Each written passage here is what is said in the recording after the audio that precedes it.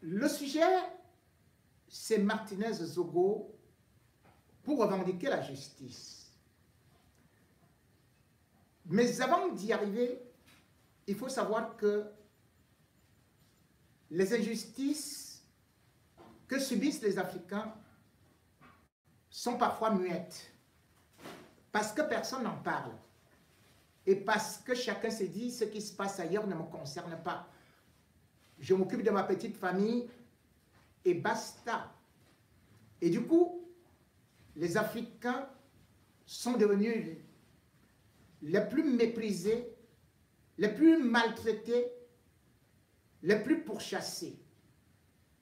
Que ce soit en Europe, en Asie ou partout ailleurs, les Africains sont considérés comme les moins que rien. Et c'est d'autant plus dangereux que, même au sein de notre continent, on se rend compte que, de plus en plus, les Africains particulièrement subsahariens, dont ceux qui ont la peau noire, sont pratiquement réduits encore à l'état de singes, ou pratiquement, certains se disent qu'il faudrait encore que notre seule place soit sur les arbres. Dans leur pays, ils nous considèrent plus que des animaux pour uniquement faire des travaux ménagers sans pour autant bénéficier de ce qu'on appelle les droits les plus élémentaires. Dans leur pays, parfois ils refusent aux Noirs de pouvoir avoir ne serait-ce qu'un titre de séjour dans leur pays, et pourtant ils sont dans le continent noir. Ils se considèrent comme étant au paradis, et comme si les Africains subsahariens sortaient pratiquement de l'enfer et venaient les envahir.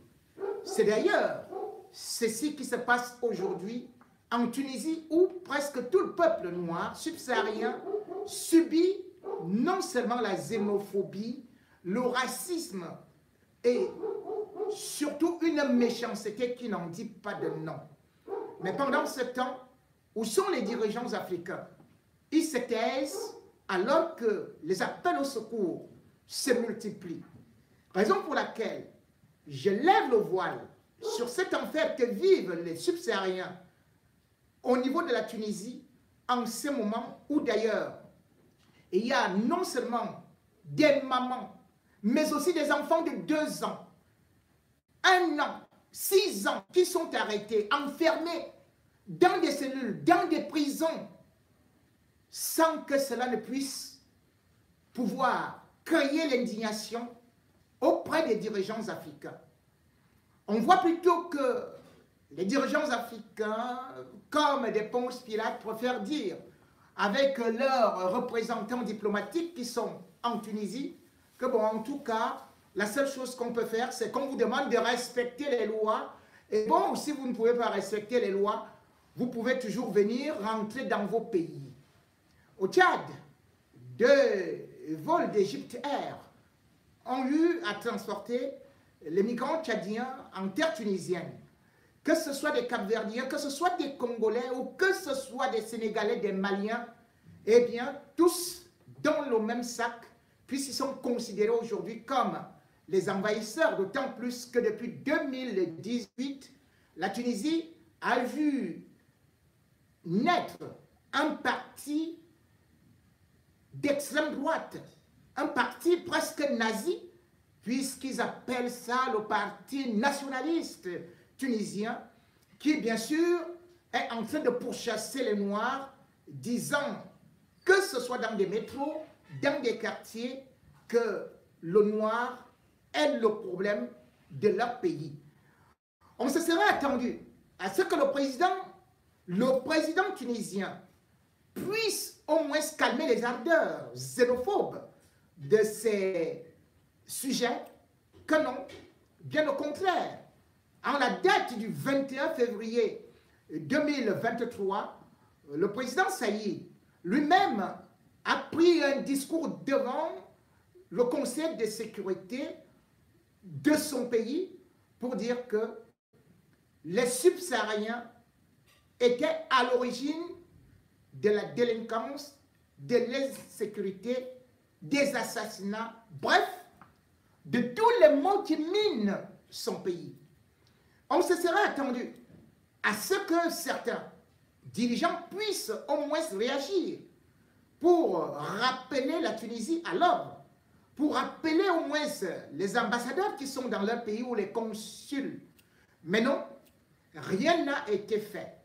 Et pourtant, les Tunisiens qui parlent aujourd'hui de l'envahissement, eh bien, ne sont pas aussi sollicités comme ils peuvent le crier sur tous les toits, puisque ce sont, selon les statistiques de l'Office national des statistiques, justement, de la Tunisie, il y a en tout que moins de 22 000 subsahariens dans leur pays. Et bien sûr que le HCR lui parle d'une cinquantaine de mille. Ce ne sont pas les chiffres officiels, mais on prend juste en considération les subsahariens qui sont arrivés, qui peuvent être étudiants, et d'autres qui n'ont pas de titre de séjour, puisque avoir un titre de séjour en Tunisie, c'est un véritable parcours de combattant, puisqu'on cherche que vous soyez là sans papier et que vous n'ayez pas de l'avenir et que par la suite, chaque mois, vous payez 80 dinars comme une sorte de pénalité parce que vous n'avez pas de titre de séjour. La Tunisie n'est pas le paradis puisque les subsahariens qui y vont, certes travaillent, mais surtout, c'est un pays de transit parce qu'ils veulent aller en Europe. Et d'ailleurs, beaucoup sont obligés aujourd'hui, beaucoup de subsahariens, d'aller dans la ville de Sfax, aller se réfugier dans des cabanons, dans des bunkers, dans des maisons isolées, où d'ailleurs ils sont traqués par la police. Parce que c'est à ces endroits-là qu'à partir de 2 h du matin, ils cherchent à mettre des bateaux dans la Méditerranée afin de traverser, atteindre Lampedusa, l'Italie, ce qui veut dire une entrée vers l'Europe. Mais également aussi, on ne pourrait pas dire que la Tunisie n'est pas une terre d'accueil, puisque la Tunisie souvent a accueilli des étudiants subsahariens, tels que d'ailleurs les enfants d'Ébi qui ont étudié là-bas. Et d'ailleurs, la Tunisie, contrairement aux pays subsahariens, la Tunisie a misé sur l'éducation. Ça fait de telle sorte qu'il y a de grandes universités là-bas où plusieurs personnalités africaines, au lieu d'envoyer leurs fils en Europe ou encore des familles de classe moyenne, préfèrent les envoyer en Tunisie pour étudier. Ces étudiants-là payent 3 000 €. Et rendez-vous compte, 3 000 € comme scolarité. Parce que chez nous, on n'a pas investi dans les grandes universités. On n'a pas investi dans les grandes écoles. Alors, les étudiants sont obligés de partir là-bas, en Tunisie, pour aller étudier. Et cependant, même en étudiant, même en versant cet argent, ils n'ont pas de titre de séjour. Puisque selon les statistiques officielles, 60% d'étudiants subsahariens ne disposent pas de titre de séjour. Comment peuvent-ils donc être dans cet endroit-là, puisque justement, ils tombent dans le piège? Puisque depuis un certain temps, la police et les forces de sécurité de la Tunisie ont, de façon officieuse, reçu l'injonction non seulement d'arrêter tous les Noirs, mais de les mettre pratiquement en prison. Ça fait que le contrôle aujourd'hui, que ce soit dans les bars, que ce soit au pied de l'immeuble, ça se passe au faciès. C'est-à-dire, dès que vous êtes noir, ou même si vous allez dans un supermarché, eh bien la police vous prend, que vous ayez abandonné vos enfants à la maison.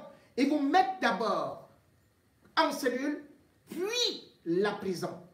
Beaucoup d'enfants aujourd'hui noirs se retrouvent sans maman parce qu'elles ont été arrêtées dans la rue ou dans des supermarchés, juste en train de marcher comme ça. Beaucoup d'étudiants aujourd'hui qui sont même en situation régulière se retrouvent actuellement dans les prisons en Tunisie. On parle entre le 14 et le 16 février 2023 de 300 arrestations. Mais selon certaines sources, il y a plus de 1500 Noirs qui ont été arrêtés et qui se retrouvent actuellement dans la prison de Monastir. Comment peut-on comprendre cela?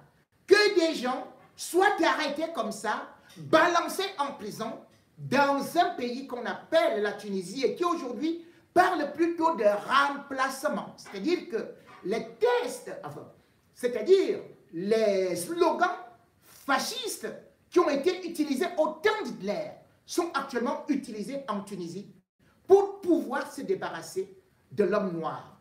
Et pourtant, cet homme noir, qu'est-ce qu'il n'a pas fait en Tunisie? Et d'ailleurs, même pour leur équipe, je connais par exemple Ndjem qui avait joué là-bas, encore qui avait joué là-bas à l'Espérance de Tunis.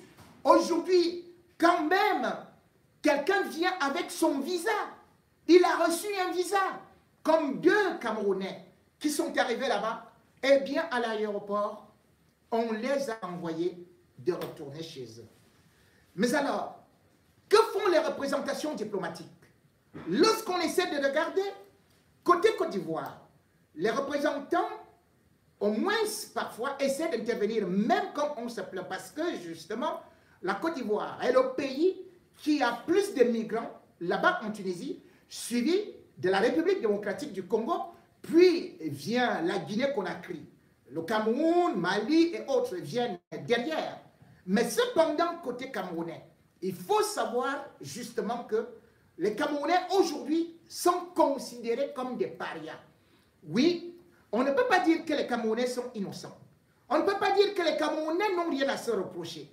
Puisque justement, on se rend d'ailleurs compte que Beloko, qui est le consul de la Tunisie, du Cameroun en Tunisie, et lui, c'est lui qui protège les Feman. Lui, le consul général, ne s'occupe pas des étudiants.